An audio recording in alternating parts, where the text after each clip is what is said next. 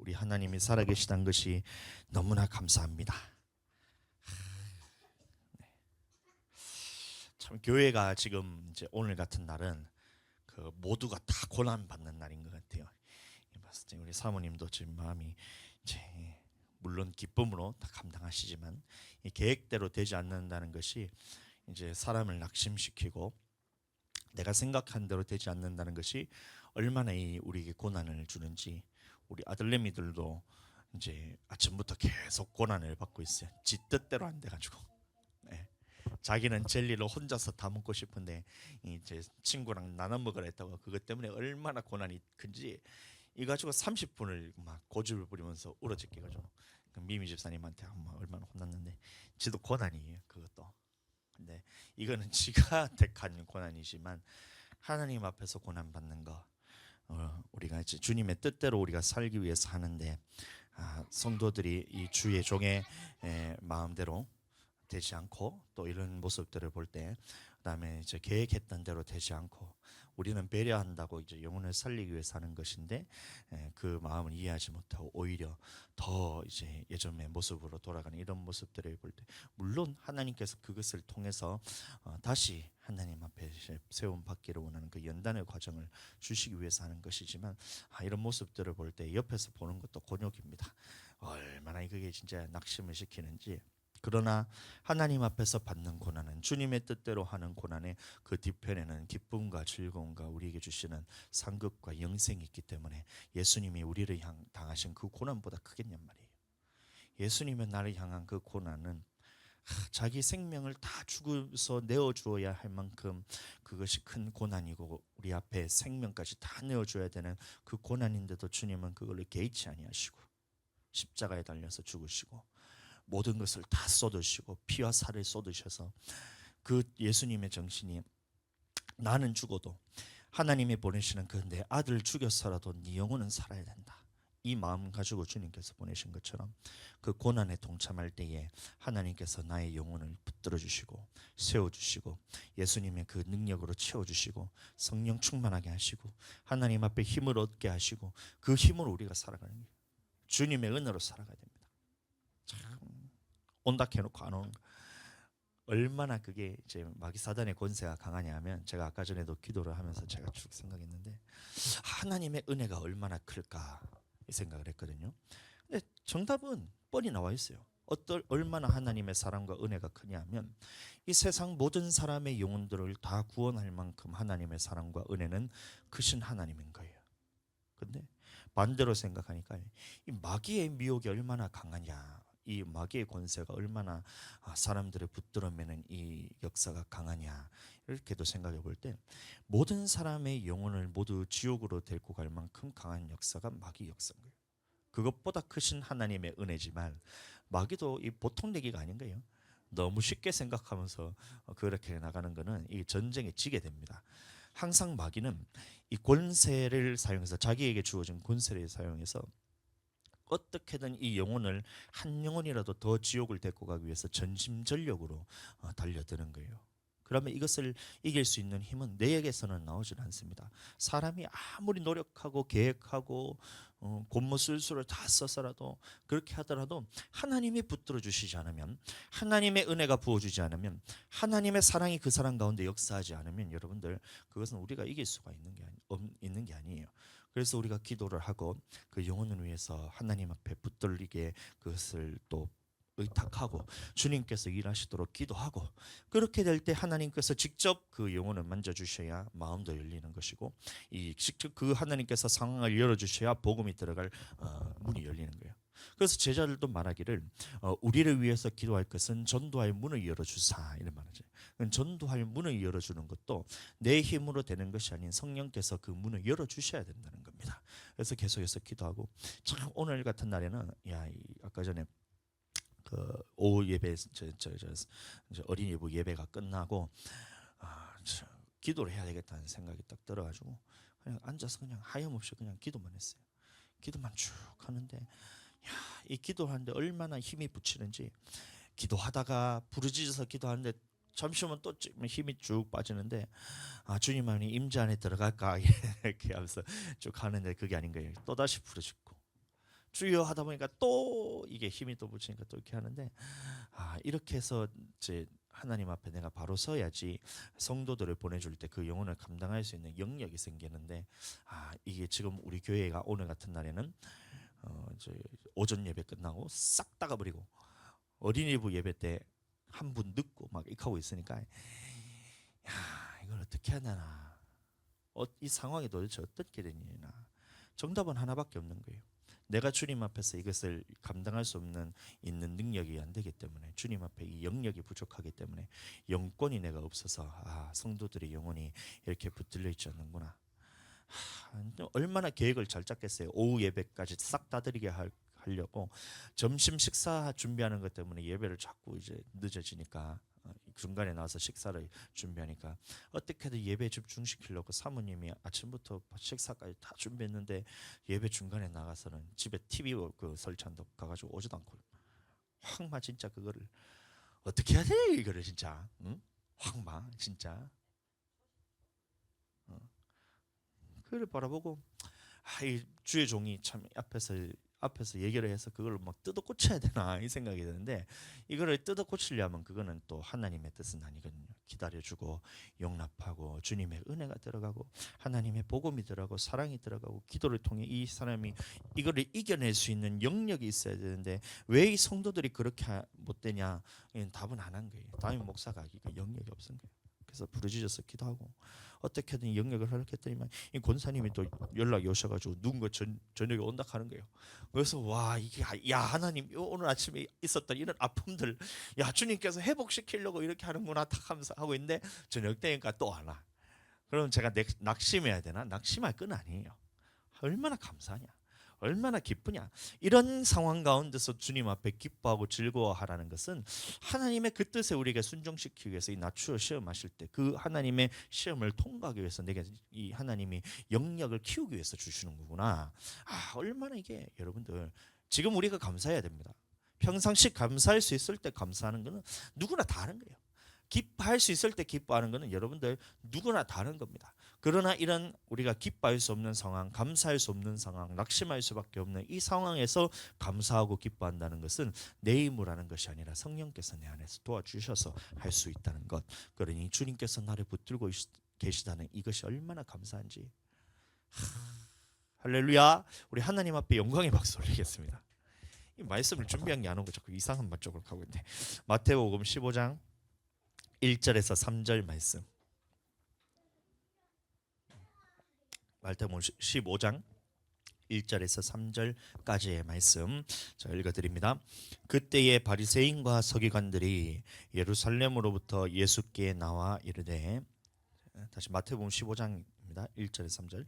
당신의 제자들이 어찌하여 장로들의 전통을 범하나이까? 떡 먹을 때에 손을 씻지 아니하나이다. 대답하여 이르시되, 너희는 어찌하여 에서 3절. 맞습니다. 그때의 바리새인과 서기관들이, 제가 다시 읽어드립니다. 그때의 바리새인과 서기관들이 예루살렘으로부터 예수께 나와 이르되, 당신의 제자들이 어찌하여 장로들의 전통을 범하나이까? 떡 먹을 때에 손을 씻지 아니하나이다.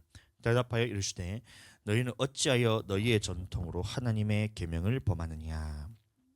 자, 이 말씀을 가지고 내 속에 성령이 계셔야 깨끗한 것이 나오게 됩니다라는 말씀으로 우리 함께 나눌 때 은혜 받는 시간 되시길 축복합니다. 자, 오전에 우리가 나누었던 이 가라지 비유를 다시 제가 말씀을 드리면, 이거는 천국 비유로 말씀하신 것입니다. 예수님이 말씀하실 때 우리는 이 모든 말씀들이 하나님의 말씀이지만, 이거를 천국 복음으로 우리가 그것을 순종함으로 내 영혼을 구원하게 하는 말씀이 있는가 한 반면에, 우리가 순종하지 않더라도 동의만 하더라도 우리에게 믿음으로 역사하는 말씀들이 있어요. 예를 들어 태초에 하나님이 천지를 창조하시니라, 이건 창세기 1장 1절 말씀이잖아요. 근데 이 말씀은 순종하라고 주신 말씀이 아니라 하나님이 어떤 분인가를 우리에게 알려주시기 위해서 하신 말씀이기 때문에, 이런 부분들은 우리가 순종하는 말씀이 아닌 동의만 하더라도 내게 믿음으로 역사하게 됩니다. 창조를 우리가 이걸 순종하는 말씀이라 하면 우리도 천지를 하나 창조를 해야 되잖아요. 근데 이건 순종의 말씀이 아니라는 거예요. 그러나 우리에게 하신 말씀 중에 이 천국 복음이라 말하는 것은 반드시 행함을 통해서 어떻게 천국에 들어갈 자격을 갖추는지, 천국에서 살게 될 법은 어떤 것인지를 예수님이 우리에게 하신 이 말씀이 천국 복음이라 말하는 것입니다. 그래서 오전에 말씀드린 것처럼 마태복음 5장에서 7장까지의 쭉 말씀을 보시면 옛사람에게 말한 바, 옛사람에게 말한 바, 옛사람에게 말한 바, 이렇게 이제 구약에 있었던 이 율법을 가지고 예수님께서 완성시키신 법으로 나는 너희에게 이르노니, 나는 너희에게 이르노니, 나는 너희에게 이르노니, 이런 식으로 예수님이 완성시키신 법을 우리에게 주셨는데, 그 말씀을 보시면 내가 율법이나 선지자를 폐하러 온 줄로 생각하지 말라. 폐하러 온 것이 아니라 완전케 하려 함이라. 이 말씀을 하시면서 폐하러 온 것이 아니라 완전케 하러 왔다. 그러면 너희 의가 서기관과 바리새인들보다 더 낫지 못하면 천국에 들어가지 못하리라 라는 이 말씀을 하신 후에 예수님이 완성된 율법에 대해서 말씀을 하시는 거예요. 그래서 천국 복음이란 것은 우리가 하나님의 백성이 된 우리가, 하나님 자녀가 된 우리가 하나님의 나라에서 어떻게 살게 될 것인지 이 법에 대해서 말씀하시는 것이고, 우리가 이 땅에 살아가면서도 주님 안에서 그 말씀에 동의하고 그 말씀에 순종할 때 이것이 천국 복음을 들은 사람이고, 이것은 듣지 않게 되면 하나님의 말씀이 뿌려질 때에, 천국 말씀이 뿌려질 때, 이 말씀은 좋은 말씀으로서 하나님이 뿌리신 말씀인데, 천국의 좋은 씨를 제 밭에 뿌렸을 때에 이 예수님의 말씀에는 아멘 하는데, 그 후에 덧뿌려진 사람들의 생각들, 이 사람들의 생각과 예수님의 생각 모두가 맞다고 생각하는 사람들이 바로 가라지라는 것을 우리가 알 수 있는 것입니다. 그래서 가라지는 누구냐? 예수님의 말씀을 안 들은 사람이 아니라 천국 말씀을 들은 사람들 중에서 원수가 와서 곡식 가운데 덧뿌려간 이 가라지와 같은 예수님의 말씀과 다른 말도 아멘하는 사람이 바로 가라지고, 그래서 우리는 항상 말씀으로 깨어 있어야 한다는 것을 보여주고 있습니다. 그래서 말씀으로 깨어 있다는 말은 무슨 말이냐? 항상 예수님이 우리에게 하신 말씀대로만, 성경에 기록된 말씀 안에서, 성경에 기록된 말씀 밖으로 넘어가서 생각하지 말고 성경 안에서만 생각하고, 말을 할 때도 성경 안에서만 말을 하고, 이렇게 하라는 거예요. 예수님이 하신 말씀만 따라서 하고. 그래서 사도 바울과 아볼로도 이 본을 보여서 성경 밖으로 넘어가지 않는 이 이제 본을 보였다고 말하고 있잖아요. 사도 바울이 얼마나 이 많은 영적 경험을 했을까요, 여러분들? 사도 바울이 환상 가운데 이게 셋째 하늘로 끌려가게 됩니다. 그러니까 셋째 하늘 곧 나곤이라 그러는데, 고린도후서 12장 4절, 고린도후서 12장 4절,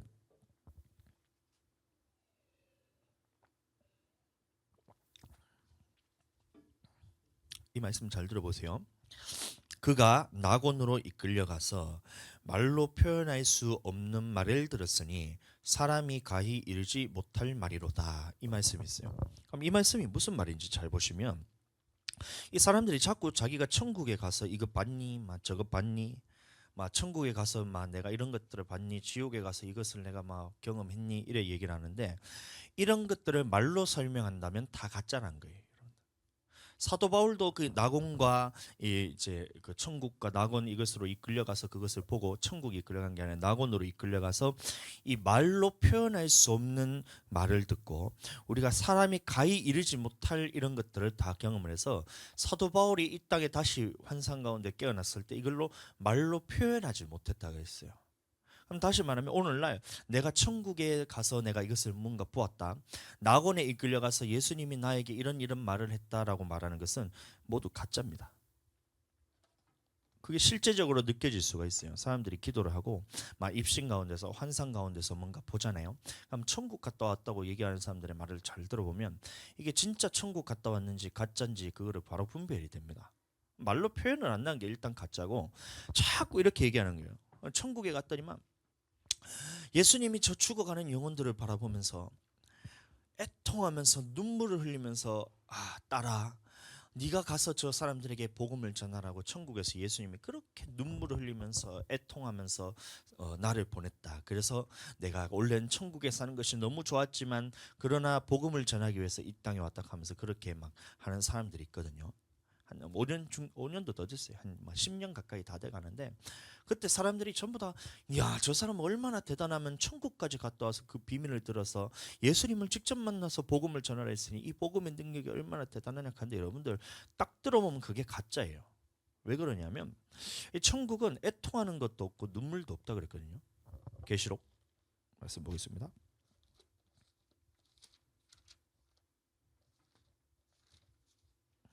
22장 4절 말씀 다 같이 한번 읽어보겠습니다. 22장 4절입니다. 계시록 21장 4절입니다. 죄송합니다. 계시록 21장 4절 시작. 모든 눈물을 그 눈에서 닦아주시니 다시는 사망이 없고 애통하는 것이나 곡하는 것이나 아픈 것이 다시 있지 아니하리니 처음 것들이 다 지나갔음이라. 천국에 보시면 곡하는 것도 없고 애통하는 것도 없고 눈물도 없다 그랬는데 예수님이 천국에서 눈물을 흘리면서 애통하면서 영혼들을 바라보고 있대요. 그러면 말씀 안에서 볼 때는 그 사람이 천국을 간 것이 아니거나 성경이 가짜거나 둘 중에 하나예요. 그러나 하나님의 말씀은 영원토록 변하지 않고 푸른 마르고 꽃은 시드나 주의 말씀은 영원하다 했기 때문에 그러면 누가 가짜냐면 그 갔다 왔다고 말하는 사람이 가짜예요. 실제로 경험한다 할지라도 이 사탄이 광명한 천사로 위장해서 그런 것들을 보여주기 때문에 하나님의 말씀 밖으로 넘어갔다는 것은 여러분들 그것이 얼마나 이게 가라지와 같은 일을 하는지 몰라요. 그것을 따라가는 사람들도 야 거기에 은혜를 받아가지고 얘기를 하다 보면 실컷 하다 보면 그 결과적으로 어떻게 되냐면 하나님의 말씀과 다른 것이 생기기 때문에 이 두로에게 예언했던 것이 그거잖아요. 이 에스겔에 보시면 두로에 관한 예언이 나오는데 네가 하나님 앞에서 완전하였으나 마침내 내게서 불의가 드러났도다. 이 사탄에게 이제 말하는 장면이거든요. 그럼 두로가 사탄을 의미하는데 이것과 똑같이 네가 하나님 앞에서 지금 완전해 보이지만 하나님의 말씀을 떠나고 말씀에 없는 말을 하기 때문에 언젠가는 이것이 불의가 드러나면서 하나님을 대적하게 된다. 이 말인 겁니다. 그 사도 바울도 낙원에 가서 말로 표현할 수 없는 말을 들어서 이 땅에 와서는 말로 표현을 못했다 그러는데 어떻게 자기가 낙원이 이렇다, 천국이 이렇다, 이것을 지옥이 이렇다 이걸 어떻게 말로 표현을 자기가 하냔 말이에요. 그러니 왜 그러냐? 교만해서 이 사람이 나는 너보다 더 많은 것을 영적인 경험을 했어. 나는 너보다 더 나은 신앙생활을 하고 있다. 이 교만 때문에 그런 거예요. 그래서 사도 바울과 아볼로가 얘기하는 것이 내가 기록된 말씀 밖으로 넘어가지 않는 본을 너희에게 보였으니 왜 그러냐면 교만하여서 너희가 하나님을 대적할까 하면 해서 기록된 말씀 밖으로 넘어가지 않았다는 거예요. 그럼 우리도 마찬가지로 하나님의 기록된 말씀 밖에서 넘어가서 말하는 것은 모두가 가짜고 그 다음에 하나님의 말씀 밖에서 얘기하는 것들은 이것은 왜 그렇게 얘기를 하느냐면 교만하기 때문에 이게 하나님의 말씀 밖에서 얘기하는 거예요. 봤다 하더라도 성경에 없는 말을 한다 하면 그러면 이거는 하나님의 말씀이 아니라 나의 경험이다. 나의 경험이다. 이건 주의 말씀이 아니라고 정확하게 선포를 하고 하든가 하나님이 이렇게 말했다. 예수님이 이렇게 말했다 하면서 하나님의 말씀과 다른 말을 하고 있어요. 성령께서 내게 이렇게 말씀하셨다면서 실컷 기도를 하고 난 다음에 성경에서 없는 말을 하게 되면 왜 그렇게 하냐면 그 속에 교만한 마음이 있기 때문에 하나님의 말씀을 대적해서 높아지기 위해서 자기가 성령을 통해서 기록한 것이 성경인데 성경보다 내가 더 높은 사람이라는 것을 자기가 자랑하기 위해서 성경에 없는 말을 한다는 거예요.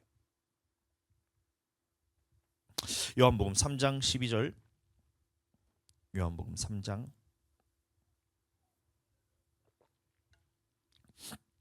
요한복음 3장 12절에서 13절 말씀 우리 같이 한번 읽어보겠습니다. 시작.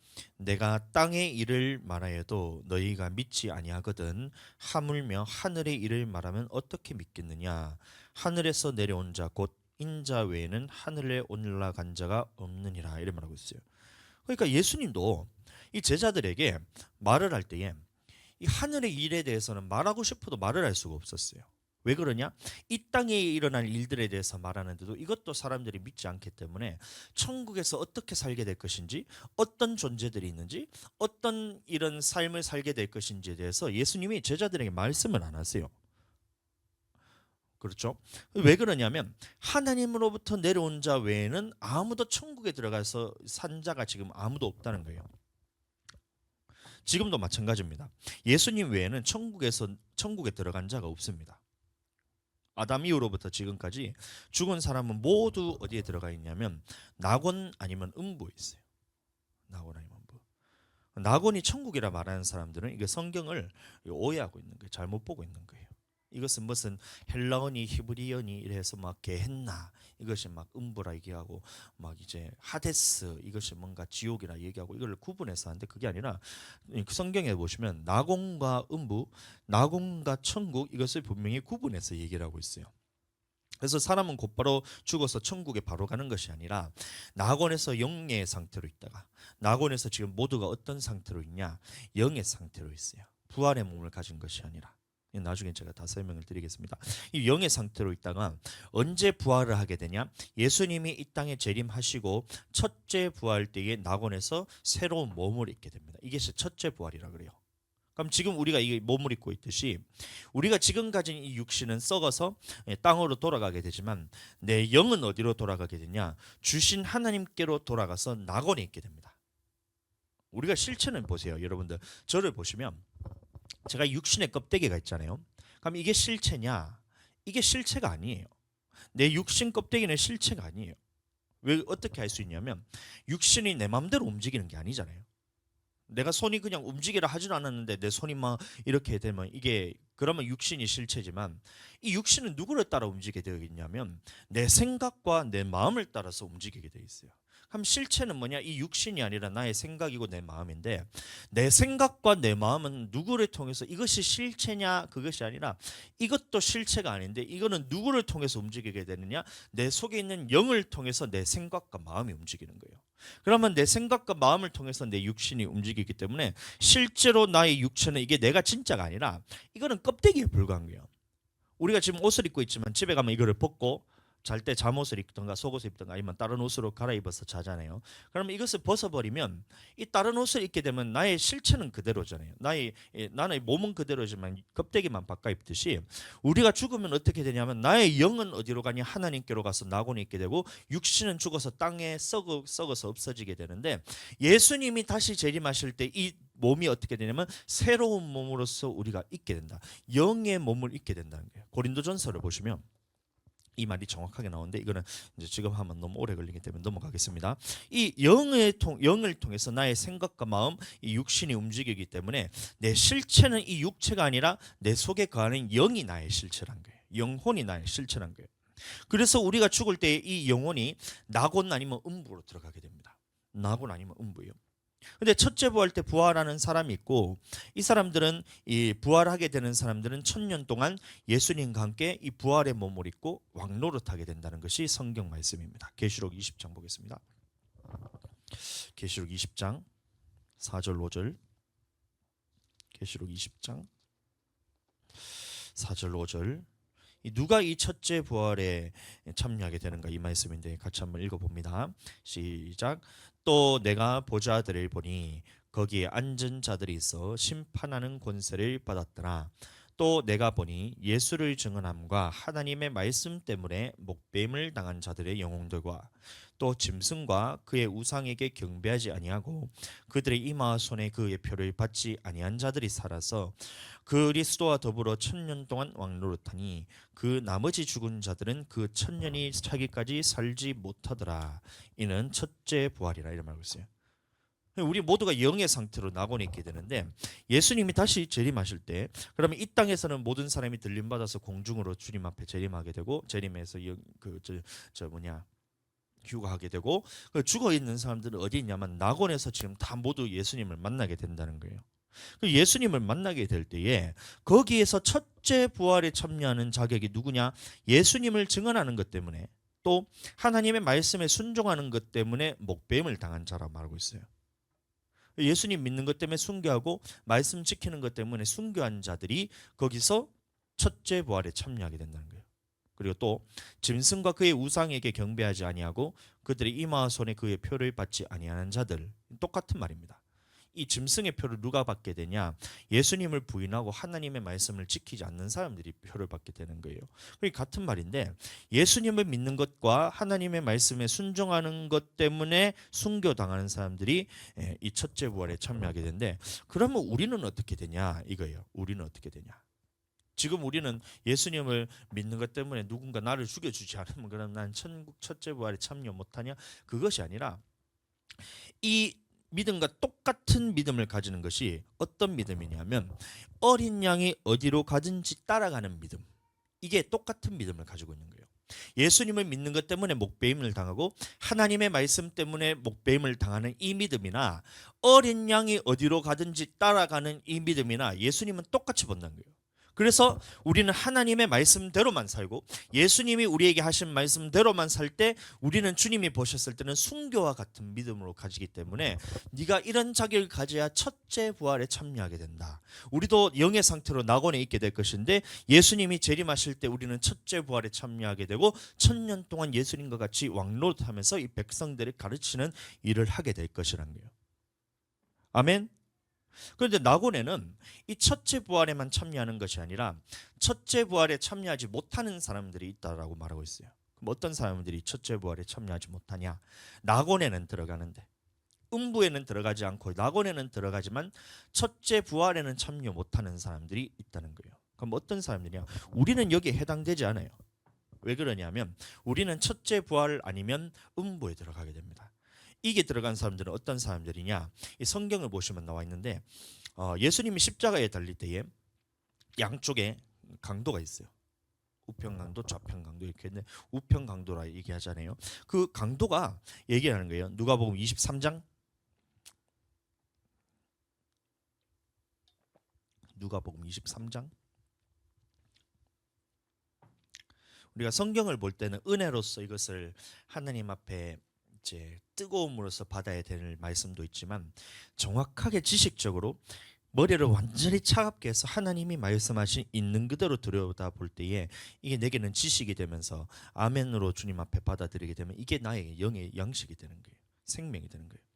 우리는 이것을 지식적으로도 분명히 알아야 됩니다. 누가복음 23장 42절 43절 찾으셨으면 읽어보겠습니다. 23장 42, 43절 이르되 예수여. 네, 네, 제가 같이 읽겠습니다. 시작. 이르되 예수여, 당신의 나라에 임하실 때에 나를 기억하소서 하니 예수께서 이르시되 내가 진실로 내게 이르노니 오늘 내가 나와 함께 낙원에 있으리라 하시니라. 이래 말하고 있어요. 많은 사람들이 이 말씀을 보면서 야, 저 우편 강도를 봐라. 예수님을 주로 고백만 했는데도 천국 갔다. 그러니 우리도 예수님을 주로 고백만 하면 천국 간다 이 말로 사용하는데 이 말을 잘 들어보시면 어떤 말인지 보세요. 한편 강도가 예수님에게 말하는 거예요. 오늘 당신의 나라에 임하실 때에 나를 기억하소서 이래 말하는데 나를 천국으로 인도해 주셔서 이렇게 이제 강도가 얘기하는 거예요. 하나님의 나라는 천국이기 때문에. 그때 예수님이 단호하게 얘기하시는 거예요. 무슨 말이냐? 너는 나를 지금 주로 고백은 했지만 믿음에 합당한 증거가 없는 거예요. 십자가에 달릴 때 죽을 때 다 돼서 예수님을 주로 고백했기 때문에 네가 지금 믿음의 증거가 없다는 거예요. 그래서 너는 지옥에 들어가고 음부에 들어가진 않지만 낙원에서 영의 상태로 있게 된다는 거예요. 그리고 하나님 나라에 들어가기 위해서는 반드시 이 아버지의 뜻대로 행하는 삶의 믿음의 증거가 있어야 되므로 이 믿음의 싸움을 언제 하게 되냐면 천년왕국이 지나는 그때에 천년왕국이 지날 동안 첫째 부활에 참여하지는 못해서 영의 상태로 백성으로서 살게 되면서 그렇게 가르침을 받다가 천년왕국 후에 믿음의 싸움을 할 때 이겨야지만 네가 들어갈 수 있다. 이거를 말하는 거예요. 그러니 낙원에 있는 사람들은 어떤 사람들이냐? 죽기 직전에 예수님을 영접하는 사람들이 있어요. 저희 외할아버지 같은 경우가 그렇거든요. 평생을 이제 불교 신자로 살아왔었어요. 근데 돌아가실 때가 됐는데 참 이게 공교롭고도 저희 교회 근처에 병원을 잡은 거예요. 집에서 1시간 반 거리인데 저희 외가댁은 이제 저희 집에서 횡단보도 하나만 건너면 외가댁이고 있는데 마찬가지로 외가댁에서 저 병원까지 1시간 반이나 되는 그 거리를 했는데 우리 교회 바로 옆에다가 병원을 그렇게 이제 잡아 놨더라고요. 그 뭐 이게 뭐 저한테는 무슨 사인이겠어요. 가서 복음 전하는 얘기잖아요. 그래서 연락이 오시면 할아버지한테 가서 병원 가서 이게 힘이 없고 이제 나이가 들어서 혼자 씻지도 못하시니까 가만히 놔두면 이게 욕창이 들어가지고 피부가 썩잖아요. 근데 외할머니 혼자서는 그 할아버지를 이제 들어서 할 수 없으니 저희 부모님은 또 그때 이제 일이 워낙 바쁘셔가지고 이제 갈 수가 없으시니까 또 딸이 오는 것을 또 이제 할아버지가 원하지 않는 거예요. 그래서 제가 교회에 있으면서 저는 맨날 교회에서 살았으니까 가서 할아버지 좀 시켜드리고 좀 도와드려라 해서 가면 뭐 하겠어요. 가서 이제 죽을 날이 얼마 안 남았잖아요. 그러니까 할아버지한테 복음을 전하는 거예요. 할아버지 지금 있는 것 중에 살아오는 날 지금 이제 죽을 날이 얼마 안 남았다. 그러면 지금 이 뭐가 제일 중요하냐? 먹고 사는 게 뭐가 중요하냐? 지금까지 살아왔는 그게 뭐가 중요하냐? 예수님 믿고 천국 가는 게 중요하다 해서 제가 복음을 전했거든요. 처음에는 이제 안 들었는데 죽기 직전에 이 숨도 이게 다 넘어가면서 말도 안 나오는 그 상황에서 할아버지 이제 진짜 마지막이다. 예수님 믿고 천국 가야 된다. 근데 예수님이 지금 꺼묵틱틱한 게 지금 할아버지한테 찾아오면 처음에 그냥 돌아가셨다 했어요. 돌아가셨는데 이게 삐 하면서 그 병원에서 이제 임종을 준비한다고 돌아가신다고 했는데 안 돌아가시는 거예요. 복음을 아직 못 들어서. 제가 기도를 했거든요. 할아버지 예수님 믿고 돌아가게 해달라고 했는데 안 돌아가셔가지고 그래가지고 제가 복음을 전하는데 입을 못 대시잖아요. 그럼 예수님은 어떻게 이거 주로 고백하는 영적 기도를 하겠냔 말이에요. 그래서 얘기를 한 거예요. 숨 넘어가시려는 사람 붙들어놓고 할아버지 우리가 이 땅에 살아가면서 죄를 지었기 때문에 하나님을 만나지 못한다. 그래서 죽을 때는 우리가 지옥으로 들어갈 수밖에 없다. 그래서 꺼무틱틱한 게 찾아왔다 하니까 그 따라가지 마시고 예수님 따라가야 된다. 예수님 따라가라. 누가 할아버지 데리러 오는다 할 때 예수님 따라가라 하니까 끔벅끔벅 하더라고. 그래서 그러면 예수님을 따라가려면 지금 할아버지가 해야 되는 게 있다. 뭐냐? 예수님을 영접해야 된다. 근데 말은 못하니까 그냥 동의하시면 그냥 눈을 깜빡깜빡 해달라 하면서 그 복음을 전한 걸 이제 영접 기도를 제가 했어요. 나는 죄인입니다 하면서 동의하시면 눈 깜빡깜빡이라. 그러면 나는 이거에 대해서 죄에 대해서 해결할 수 없기 때문에 예수님이 나의 모든 죄를 해결하신 것을 믿고 하면서 이 복음을 전했어요. 그래서 그러면 동의하시면 깜빡깜빡.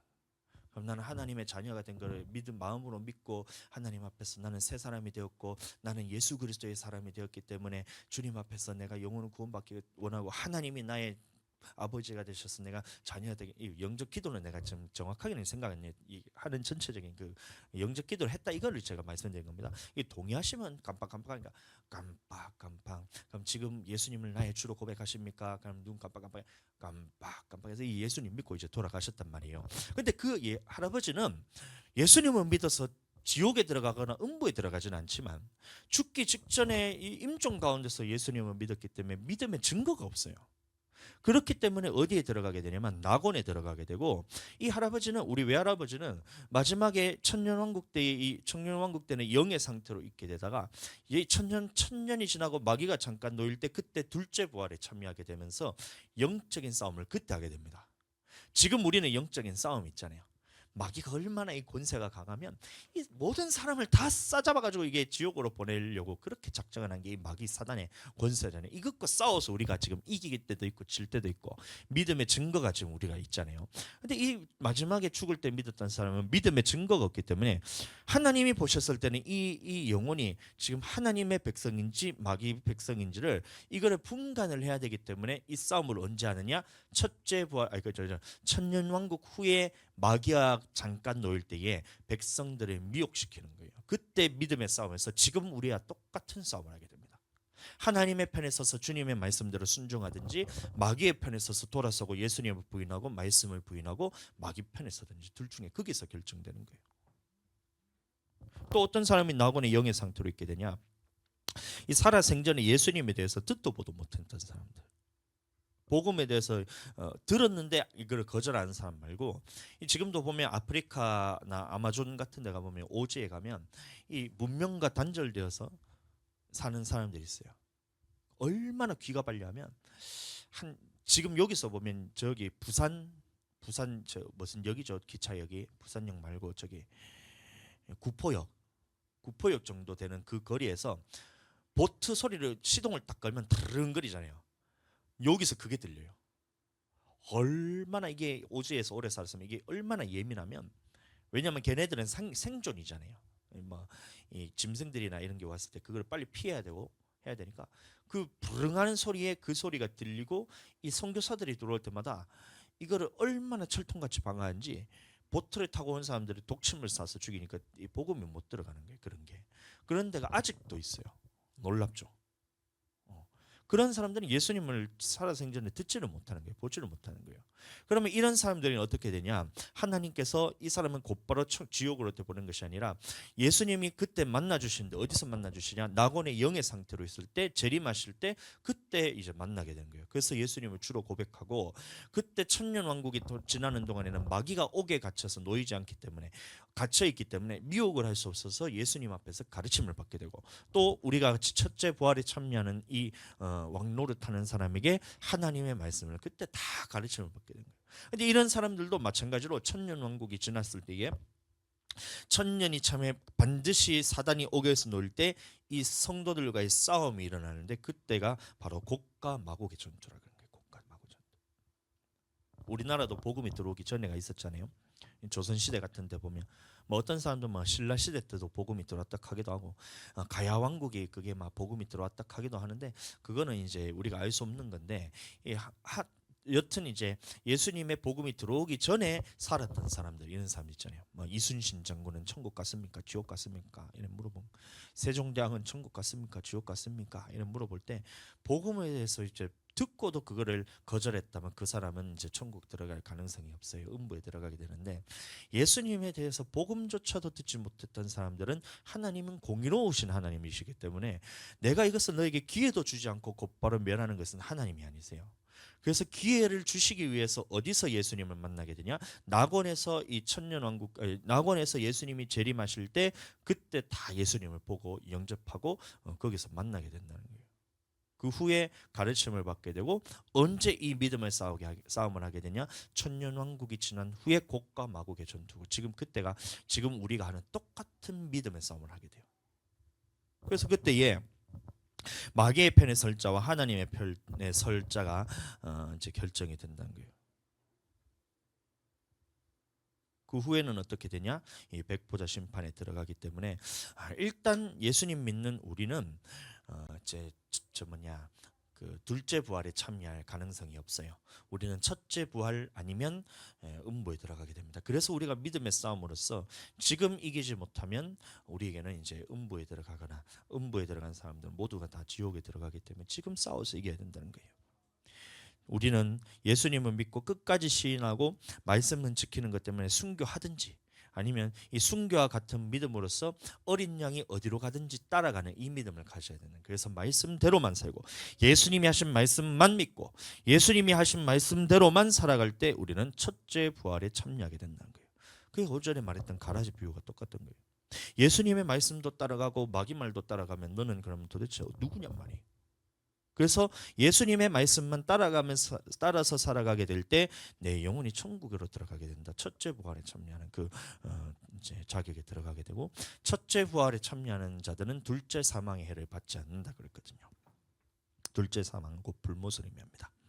자, 오늘 본문의 말씀도 마찬가지입니다. 이 말씀을 보시면 장로들의 유전과 하나님의 계명이 나와요. 하나님의 계명. 장로들의 유전, 하나님의 계명이 나오는데 하나님의 계명은 원래 쉬운 거예요. 하나님의 말씀이 얼마나 쉽냐? 너무 쉬워요. 얼마나 쉽냐? 너무 쉽고 간단합니다. 말씀을 보시면 어떤 말씀을 가지고 하고 있냐면 지금 예수님이 네 부모를 공경하라. 이 말씀을 가지고 지금 변론이 일어나는 거예요. 그럼 부모를 공경하려면 어떻게 해야 되냐? 부모를 회방하지 말고 부모를 저주하지 말고 부모의 말에 순종하고 필요가 있으면 채워주고 이런 것들이 부모를 공경하는 거잖아요. 너무 쉬운 거예요. 듣고 보면 쉽잖아요. 근데 이 어떻게 하느냐? 출애굽기 말씀 제가 읽어드립니다. 21장 17절 자기 아버지나 어머니를 저주하는 자는 반드시 죽일지니라. 그럼 부모를 공경한다는 것은 저주하지 않는 게 부모를 공경하는 거예요. 에베소서 6장 1절 2절 자녀들아 주 안에서 너희 부모에게 순종하라 이것이 옳으니라. 부모님께 순종하는 것이 부모를 공경하는 거예요. 이게 너무나 쉬운 거예요. 이 말만 들을 때는 너무나 쉬워요. 공경하면 되고 순종하면 되고 저주하지 않으면 되고 때리면 안 되고 그런 것들이 부모를 공경한다는 거예요. 이게 쉬운 길이기 때문에 이제 하나님께서 말씀하셨는데 근데 사람들이 전통을 하나 만들어냅니다. 그게 어떤 전통이냐? 이 미시나 율법이라 그러는데 그 안에 어떤 말씀이냐면 고르반이라는 이제 율법이 하나 있어요. 고르반 들어보셨죠? 이 고르반이 무슨 뜻이냐면 제사 번제 이런 뜻이거든요. 근데 이 제사 번제라는 이 뜻을 가진 고르반인데 하나님께 드리기로 선언만 하면 이 고르반이라고 선언만 하면 이거는 아무도 건들 수가 없는 거예요. 그러니 부모님께는 이제 공경하기 위해서는 필요를 채워주고 이 부모님에 대해서 부양을 하고 공양을 하고 나이가 들었다고 버리지 말고 이게 부모를 공경하는 건데 고르반 선언을 하면 부모님한테 드리지 않아도 되고 그럼 이 고르반 했던 것은 하나님께 드려야 되는데 선언만 하면 되는 거예요. 그래서 고르반 했던 것 중에서 일부만 떼서 드리든지 아니면 고르반 한 물건이라 할지라도 이것을 하나님한테 드리지 않더라도 이게 주님께 드려지는 거라 하면서 자기가 다 먹더라도 주님께 드렸다 하면서 지가 다 먹는 거예요. 그게 허용이 됐다는 거예요. 그러니 부모님한테도 드리지 않고 하나님한테도 인색하게 드리거나 드리지 않는 이 법이 고르반으로 악용이 됐다는 겁니다. 그래서 하나님의 말씀을 지키지 않고 오히려 자신들의 전통을 지키는 이게 바로 고르반이라는 율법인데 이런 것들이 얼마나 많았냐면 지금도 교회 내에 이런 것들이 많아요. 고르반 율법처럼 하나님의 말씀을 폐하고 자신들의 전통을 가지고 하나님의 말씀을 폐하는 이런 것들이 교회 내에 얼마나 많이 침투해 있는지 몰라요.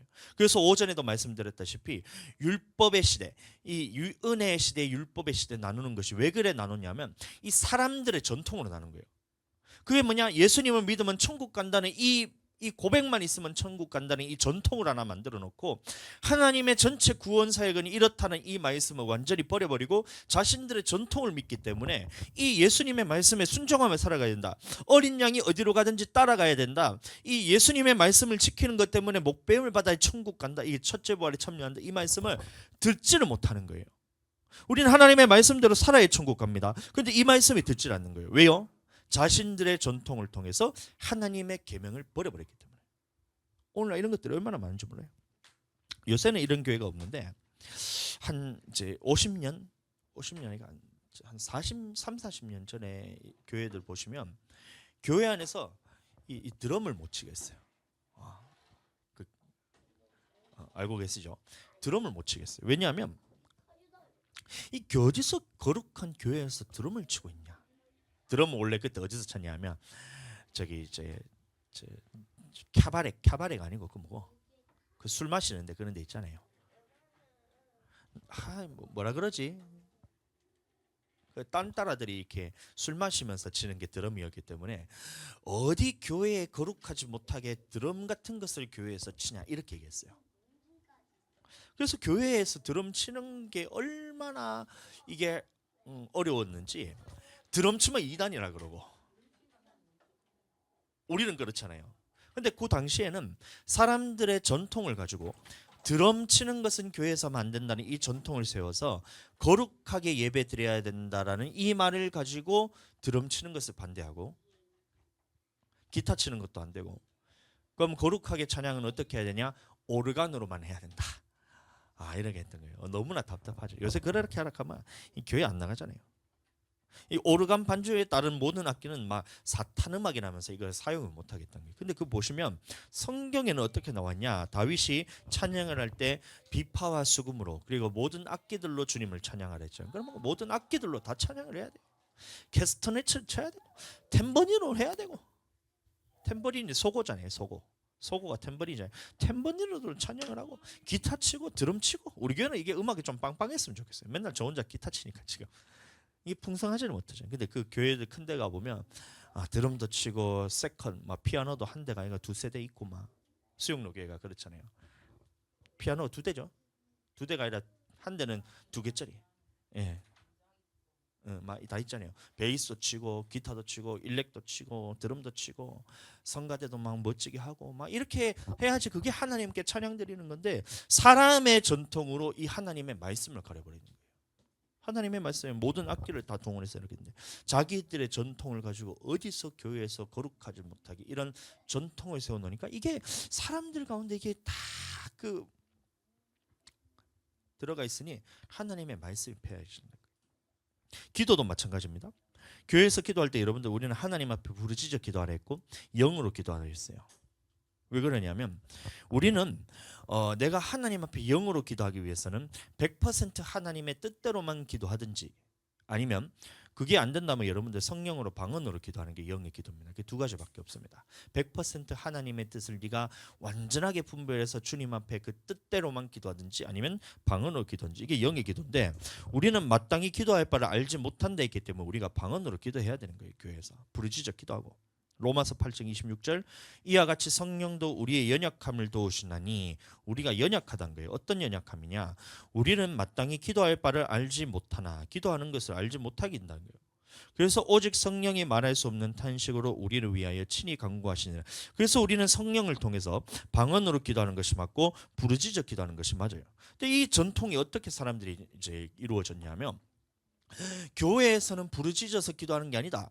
거룩하게 기도해야 된다면 그 거룩이 뭐냐면 이 입을 꼭 닫고 두 손을 딱 모으고 깍지 끼고 입을 꼭 닫고 자기 소원을 하나님한테 말하는 것을 기도라 가르쳐요.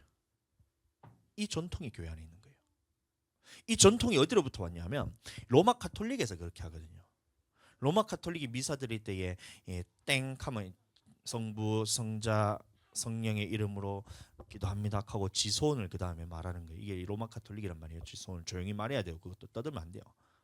근데 이 잔재가 그대로 교회로 들어오니까 교회 예배 기도하는데 어디 거룩하게 못하게 부르짖어서 기도하는 이 전통을 사람들이 딱 하니 교회에 부르짖는 기도 없어지고 교회 방언으로 기도하는 방언을 보면 여러분들 얼마나 이게 안 믿는 사람들이 보면 처음 보는 사람들이 보면 놀래겠어요.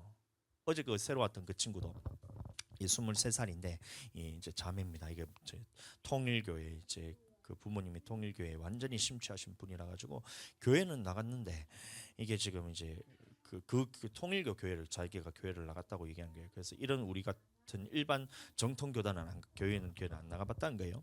근데 왔는데 놀란 거예요. 뭘 놀랐냐면 저희가 기도해야 하는데 방언으로 기도했잖아요. 주여 스케베레베레베레베레 이러고 있으니까 놀란 거예요. 나갈 때 사모님한테 물었어요. 사모님한테 물었어요. 이 뭐냐 이런 물어보니까 사모님이 대답을 참 잘해줬는 게 이 방언 기도라고 이 성령님께서 임하시면 그 증거로 표적으로서 나타나는 기도다. 하나님이 내 안에 들어오셔서 지금 이제 임재하셨다는 그 증거로 나타나는 거다. 충만하다고 나타나는 증거다고 이게 말 잘 설명해줬지만 그 사람이 이제 그걸 가지고 이제 듣고 이제 영적인 이 세계에 대해서 관심을 가지기 시작했어요. 할렐루야. 근데 이 글을 통해서 그 전에 제가 뭘 했냐면 저 뒤에 앉아서 복음을 전해야 되겠다고 이걸 하는 거예요. 근데 마음을 안 열렸는데 이 마음이 안 열렸는데 제 마음이 그냥 너무 조급하니까 왜냐하면 곧 있으면 기도해야 되는데 방언기도 하면 이 사람이 분명히 놀랄 건데 예수님 믿고 이게 성경을 받게 해야 된다는 생각을 먼저 너무 이게 조급해가지고 예수님 영접시키려고 했는데 안 되더라고요. 막 나를 잡아먹을 것 같이 이렇게 쳐다보더라고요. 해가지고 이렇게 했다가 딴 데 눈 봤다가 이렇게 하면서 이러더라고요. 그래서 이게 안 된다 싶어서 잠시 물러났다가 기도회를 딱 하고 하는데 그 5시에 통금이니까 기도회 중간에 이제 나가려 하길래 같이 나가서 사모님이랑 얘기했는데 방언에 대해서 묻는 거예요. 사모님이 참 너무 진짜 능력이 있으셔서 말씀 그대로 딱 선포를 해주시니까 그 우리 교회 와서 이 성령 받고 이제 신앙생활을 했으면 좋겠어 나는. 근데 내가 하는 게 아니라 주님이 하셔야 됩니다. 그래서 보니까 이게 기도를 할 때는 부르짖어 기도하고 방언으로 기도했는데 왜 그러냐? 우리는 하나님의 뜻에 대해서 알지 못하기 때문에 주님께서 우리를 통해서 일하시면 방언으로 기도할 때 주님이 모든 역사를 다 이루어 가신다. 이 믿음으로 기도하는 거예요. 그런데 사람들의 전통이 어떤 전통이 있냐? 이 조용히 자기 소원을 말하는 것을 기도라 가르쳐요. 가톨릭 성당에 가도 자기 소원을 말하는 것을 기도라 가르치고 불교에서도 보시면 불상에다가 갖다 대놓고 자기 소원을 비는 것을 기도라 가르칩니다.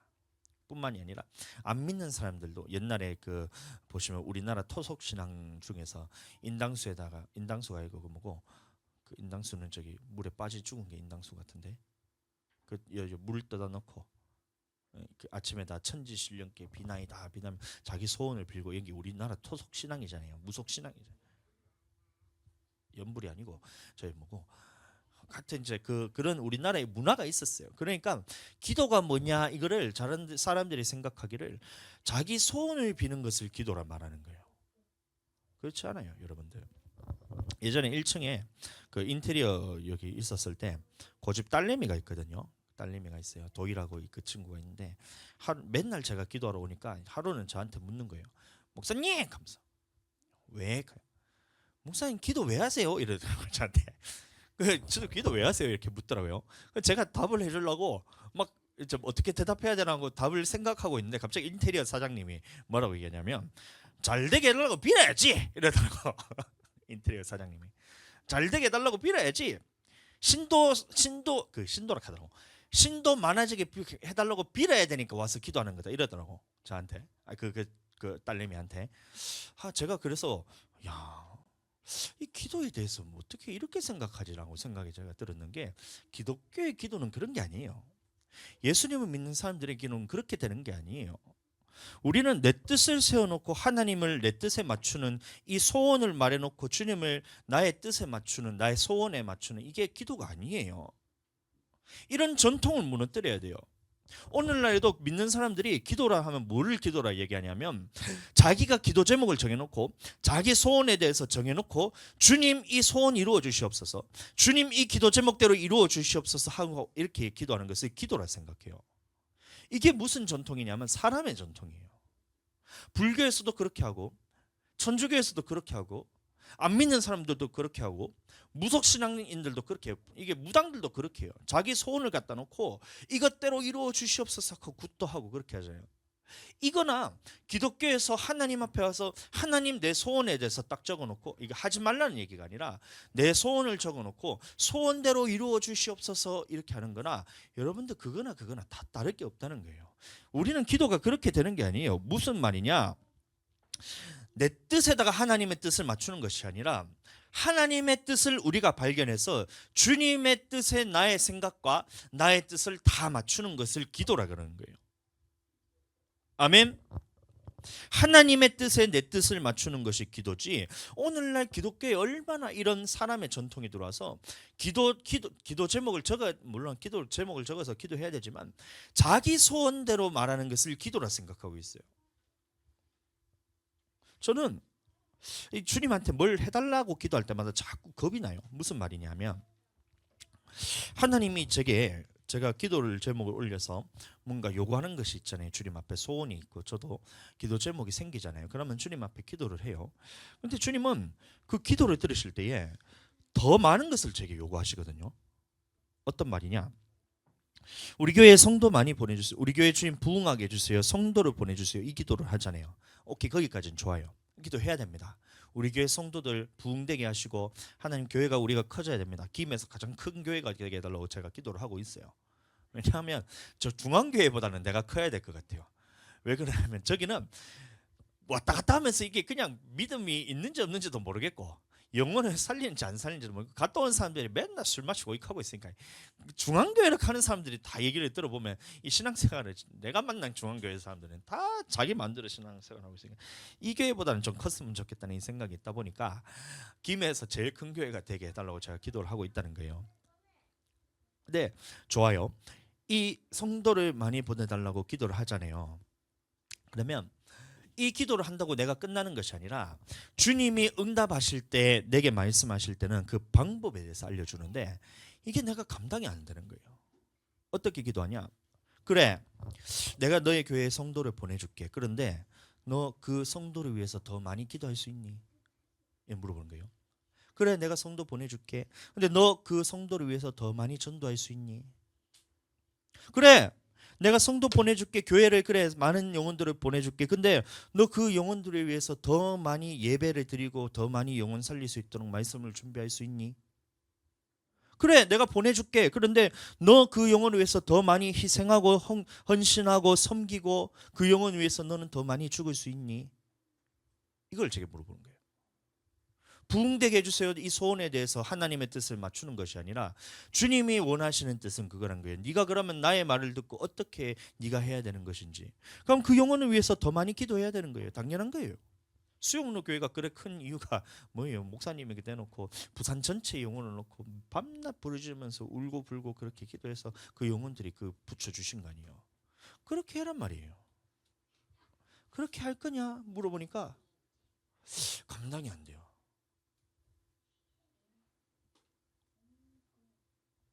주님을 위해서 네가 더 많이 기도 말씀을 네가 더 많이 준비할 수 있니? 지금 아침 저녁으로 매일 말씀을 전하고 있잖아요. 주일날 아침 저녁으로 하고 있고. 근데 김해에서 가장 큰 교회가 되려 그러면 김해에서 가장 많은 교회를 하는 교회가 되어야 되고, 김해에서 가장 많은 말씀을 전하는 교회가 되어야 되고, 김해에서 가장 전도를 많이 하는 교회가 되어야 되고, 김해에서 가장 많이 희생하고 섬기고 그 영혼을 위해서 죽어야 하는 이 교회가 되어야 되는데, 너 그렇게 할 수 있니? 이렇게 물어보는 거예요. 준비되면 보내줄게. 준비되면 보내줄게. 기도의 전통이 바뀌어야 된다는 거예요. 내 뜻을 세워놓고 주님의 뜻을 내 뜻에 맞추는 것이 아니라, 내 소원에 대해서 이름을 달라고 주님 앞에 떼쓰는 것이 아니라, 주님이 그 부분에 대해서 하신 말씀에 대해서 네가 듣고 그 말씀대로 순종하고 돌이켜서 고치고 그 뜻대로 행할 때 주님이 이루어가는 이 모습들을 보게 되고, 이게 우리 기독교의 기도라는 거예요. 하나님의 말씀하신 대로 내 뜻을 맞출 때 주님이 그 말씀대로 이루어가는 것을 보는 것이 기도인데, 오늘날 많은 교회에서 어떻게 하느냐, 자기 소원을 말하는 것을 기도라 생각하고, 이게 사람의 전통이라는 거예요. 가톨릭의 전제라는 거예요.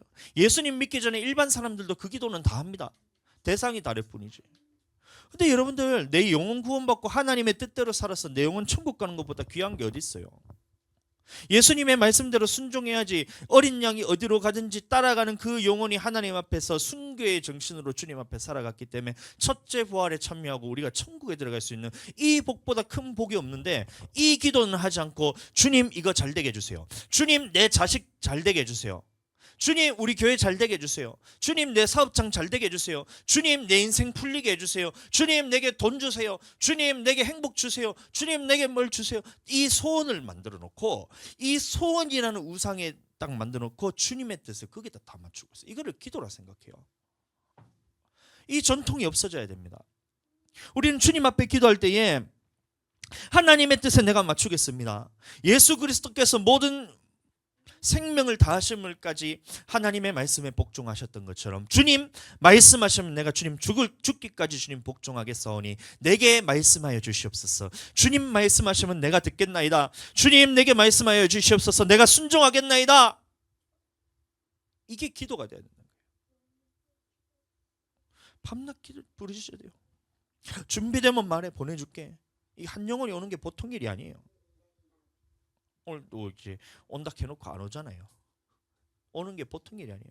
근데 어제 3명의 영혼이 우리 교회에 왔어요. 엄마 하나, 딸 둘, 이렇게 5세, 2세, 2세 이렇게 왔는데, 와서 감사하고 너무 좋은데, 중요한 거는 그때부터는 이 영적 전쟁이에요. 왜냐하면 이 새로운 한 영혼이 들어왔다는 것은, 이 영혼이 들어왔지만 실제로 그 영혼이 어떤 상태냐면, 자기가 갖고 있던 모든 세상적인 것들, 자기가 갖고 있던 모든 마귀적이고 육신적인 것들, 이 교회를 무너뜨리는 것들이 같이 들어오게 됩니다. 진짜인데? 한 영혼이 교회로 왔다는 것은 이 세상에 있는 가치관, 마귀적이고 육신적이고 정욕적이고 교회를 무너뜨린 것들이 같이 들어오게 된다는 거예요. 그러면 이 영혼을 어떻게 예수 믿게 해서, 어떻게 이 영혼에게 복음을 전해야 돼서, 어떻게 성령 받게 해서 이 마귀적이고 육신적이고 정욕적이고 세상적인 것들을 끊어내게 해서 하나님의 사람으로 만들어서 교회가 힘이 되어야 되는데, 이거를 해내지 못한다면 이 들어오는 마귀 덩어리 때문에 우리 교회가 힘들어지는 거예요.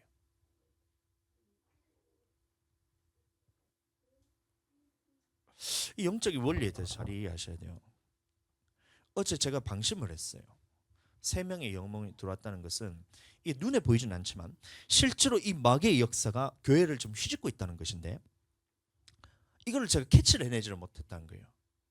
그리고 오늘 아침에 실컷 말씀을 전하고 난 다음에 딱 돌아보면 결과가 보면, 이 들어왔는 3명의 영혼을 내가 그것을 케어하지 못했고 성령 받지 못해서 하나님의 힘으로써 교회를 세워가지 못했기 때문에 이게 영향받았던 성도들이 흔들리면서 키즈를 하기 시작하는 거예요. 있던 영혼들도 이 영혼 때문에 이제 키즈를 당하면서 예배 중간에 나가기도 하고, 오후 예배에 분명히 자기가 맡은 사역이 있는데 이것을 고민하면서 강아지 그것을 커피 먹었다고, 강아지 커피 먹었다면 남편 보고 데리고 병원 가라 해야 되는데 그 핑계를 대면서 예배 중간에 나가가지고, 예배 밥 먹을 때 나갔죠. 집에 갔다가 이거를 고민을 하면서 결정을 거기에다가 그 선택권을 준다. 하나님의 말씀에는 예배 드리는 거에서 예배가 우선 드리고, 하나님 앞에서는 예배에 네가 지금 정성을 다해야 되고, 이 전심을 다해서 예배를 멸시하지 말고 주님 앞에서 예배가 최우선돼야 되고, 특히 영혼에 맡겨져 있는 그 영혼에 대해서 먼저 바라봐야 되는데 이거를 보지 않고 집에 갔다가 온다. 왜 그래요? 그 들어왔던 이 마귀 사단들이 교회를 휘젓고 가는 거예요. 담임 목사의 마음을 무너뜨린 거예요. 낙심시키는 거예요. 기도하지 않으면 버티지 못한 거예요. 사모님 마음을 낙심시키는 거예요. 왜 그래요? 일이 힘들어서 그래요? 성도들의 영혼이 그렇게 말을 안 들어서 그게 아니에요. 어제 왔던 그 마귀가, 이 영적인 존재가 교회를 무너뜨리려고 같이 왔는데 내가 그것을 캐치하지 못하고 기도로서 그거를 방비하지 않으니까 교회가 이렇게 흔들리는 거예요. 그래서 아침에 아까 전에 제가 이제 앉아서 누워서 기도하면서 여기에 내가 같이 휩쓸리면 안 된다. 이 영적인 존재가 들어와서 지금 휘짓고 있을 때 이 담임 목사가 마지막으로 이 보루로 남아 있었는데 내까지 흔들리게 되면 교회가 흔들리게 되잖아요. 주님 도와주소서 하면서 이게 앉아가지고 기도하면서 주여 주여 하고 부르짖는 거예요. 하나님 교회 붙들어 주세요. 우리 성도들 붙들어 주세요. 하나님 힘든 게 눈에 딱 보이니까 우리 사모님 붙들어 주세요. 하나님 우리 교회 붙들어 주세요. 붙들어 주세요. 이 기도를 하는 거예요. 보통 일이 아니라니까요. 여러분들 영혼 구원이라는 것이 영적인 전쟁이 있다는 거예요. 전쟁터에 나가는데 아무런 그냥 멍하게 그냥 이제 총도 없이 그냥 나가는 거예요. 적군이 와가지고 내 코앞에 와가지고 나를 좀 쏴서 죽이려고 그러는데 마귀 같은 이 세상적인 것들이 교회에 들어와서 이 교회를 휘짓고 들어가려고 그러는데 우리는 거기에서 너무 안일하게 생각하는 거예요. 이 영혼이 교회에 왔으니까 야 하나님께서 구원시켜줬네. 우리 교회에 보내주셨네. 너무 감사하다. 이러고 안일하게 넘어가 버리는 그 순간 마귀는 그 안에서 작전을 완전히 겉으로 볼 때는 좋아요. 새로운 영혼이 왔어요.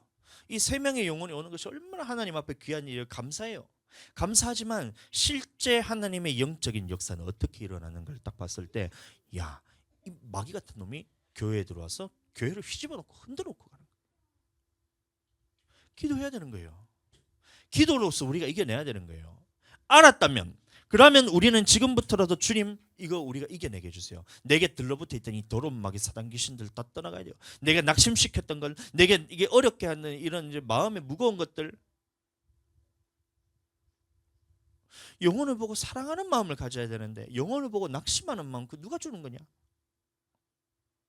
아멘. 마귀가 줘. 권사님도 이제 온다고 했는데 안 오면 그 얼마나 마음이 무너질까? 온다 하지라도 말든가. 온다 해놓고 이 안 오면 얼마나 이게 왜 그럴까요? 교회를 무너뜨린 세력이 있어요. 그래서 이거에 대해서 이기기 위해서 부르짖어 기도해야 돼요. 하나님 내게 구원의 기쁨을 회복시켜 주시옵소서. 자원하는 심령을 주님 회복시켜 주시옵소서. 주님의 그 구원의 기쁨을 가지고 예수 그리스도께서 나를 위해서 죽으셨던 그 주님의 희생과 사랑과 헌신을 나도 가지게 해 주시옵소서. 나도 죽어도 됩니다. 주님 이런 아픈 것도 괜찮아요. 기쁨이 돼야 돼요. 주님 그렇게 해서 너 더 기쁜 거예요. 나를 낙심시키니까 더 기쁜 거예요. 나를 핍박하니까 더 기쁜 거예요. 내 마음대로 되지 않고 뜻대로 되지 않아서 마귀 사단이 휘집어 갔을 때 이것을 이겨내니까 내 안에 기쁨과 즐거움이 회복되더라 이 말인 거예요. 세상 사람 날 부러워 아니하여도 나도 역시 세상 사람 부럽지 않네. 하나님의 그 생각할 때 할렐루야 찬송 저절로. 왜 이 찬양이 갑자기 생각나냐?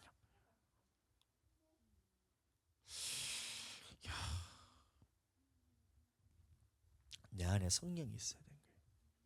내 안에 성령이 계셔야 내가 주님 안에 있게 되고 내가 주님 안에 있어야 내게서 나타나는 것이 선한 것이 나타난 거예요. 내가 악한 것이 나타나고 내 안에 낙심되고 내 안에 실망하고 영혼들이 왔다 가는 것으로 인해서 내가 기쁨과 즐거움이 결정되면 안 됩니다. 여러분들 제가 교회를 처음에 우리가 이제 창립을 하고 난 다음에 권사님을 잘 모르시지만 그때 오시는 거 봤죠? 영혼이 왔던 그 저 청년 하나 왔었잖아요. 그 말 안 듣는 청년 하나 있었잖아요. 사기치고 와가지고 했던 떠나갔다. 권사님 보시지 못했어? 어렵게 했던 그 청년이 하나 있어요. 근데 얼마나 저희가 지극정성으로 그 영혼에 대해서 붙들고 먹이고 채우고 기도하고 인터넷 보고 찾아왔습니다. 지 발로 찾아왔어요. 근데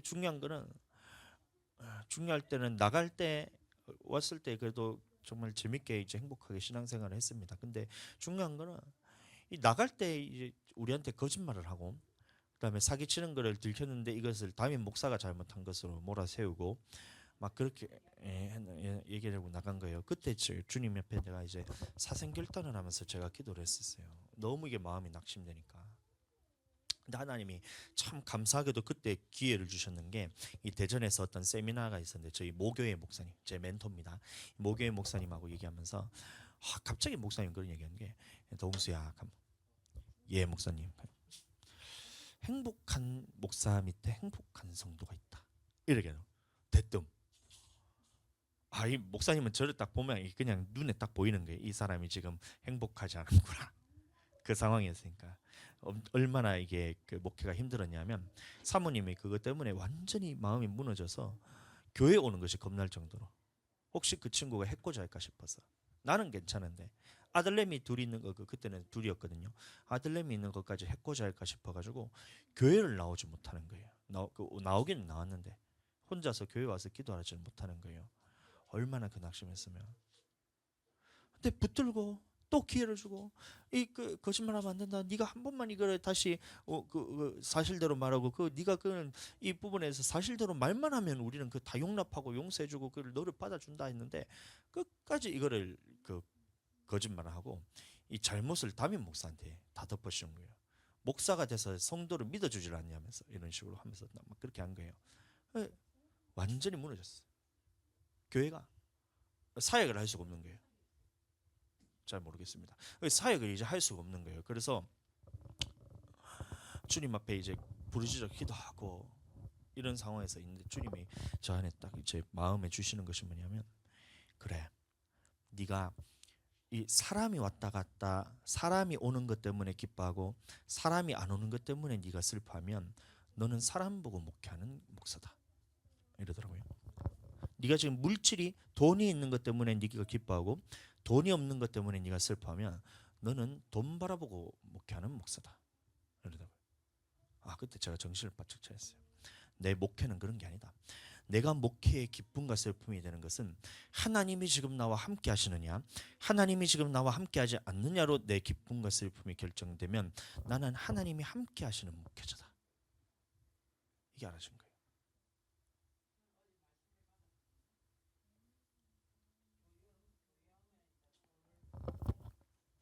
음, 음, 음, 음, 음. 예, 예, 예, 맞아요. 빌리비, 빌리비, 예, 빌리비, 예, 예. 그 성령을 받는 것을 보고 돈을 주고 하는 게 사도행전 말씀인데, 예, 예, 8장 사도행전 8장 제가 같이 읽어보겠습니다. 사도행전 8장 14절부터 보시면 13절부터 제가 12절부터 쭉 보시면 제가 말씀을 읽어드리면 빌립이 하나님 나라와 예수 그리스도의 이름에 관하여 전도함을 그들이 믿고 남녀가 다 침례를 받으니 시몬도 침례를 받은 후에 전심으로 빌립을 따라다니며 그 나타나는 표적과 능력을 보고 놀라니라. 예루살렘에 있는 사도들이 사마리아도 하나님의 말씀을 받았다함을 듣고 베드로와 요한을 보내매 그들이 내려가서 그들이 위하여 성령 받기를 기도하니 이는 아직 한 사람에게도 성령 내리신 일이 없고 주 예수 이름으로 침례만 받을 뿐이더라.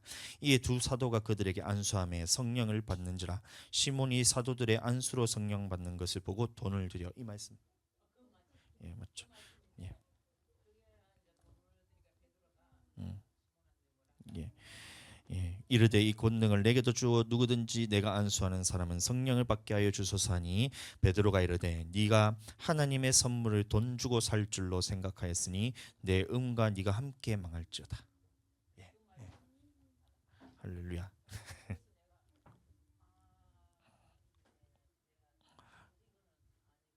예. 너무 저는 그 권사님이 예. 예. 그렇게 저한테 얘기해 줬을 때 저는 감사했습니다. 너무 감사했어요. 권사님이 그 얘기를 딱 생각을 접으시고 제가 말씀하신 대로 돈에 대해서 하면 안 되는구나 이 말을 딱 하니까 말을 제가 얼마나 이 말씀을 하고 싶었는데 제가 그냥 안 된다고만 얘기했는데 주님이 딱 캐치를 해서 말씀으로 딱 깨닫게 해주시잖아요. 어,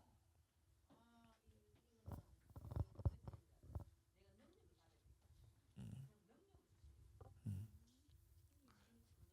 음, 음, 음, 음, 음, 음, 음, 음, 예, 맞아요. 그래서 능력 받아야 됩니다.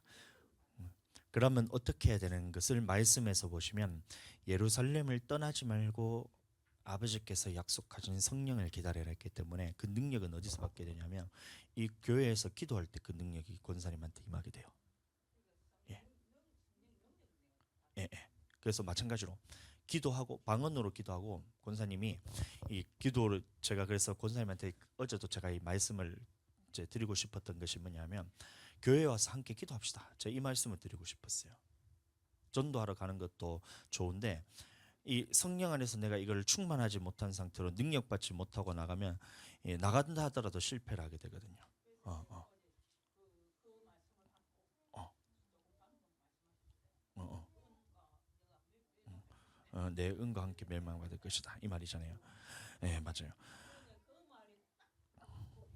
음, 아멘.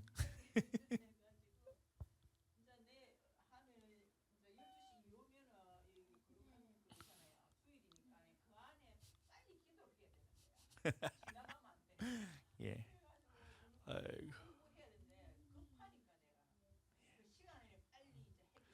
예, 예, 음, 음, 예,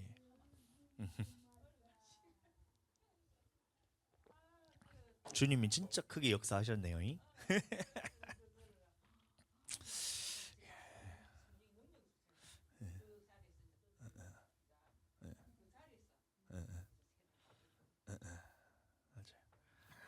일단 음, 음, 음, 맞아요. 아멘. 음. 권사님 참 은혜 생활을 잘한 것 같아요. 우리 주님께 박수로 한번 일단 영광 돌리고 그렇게 하기 위해서는 그냥 되는 것이 아니라 주님의 전에 나와서 기도할 때 성령을 통해서 부어집니다. 예, 예, 예, 예. 그래서 같이 제가 기도하자는 말씀을 드리고 싶었는데 권사님이 먼저 그 얘기를 꺼내 주시니까 그러면 이제 어떻게 해야 되냐면 매일 기도하셔야 돼요. 권사님 교회에 와서서 기도하셔야 그게 능력이 부어져요. 음, 음, 음, 음.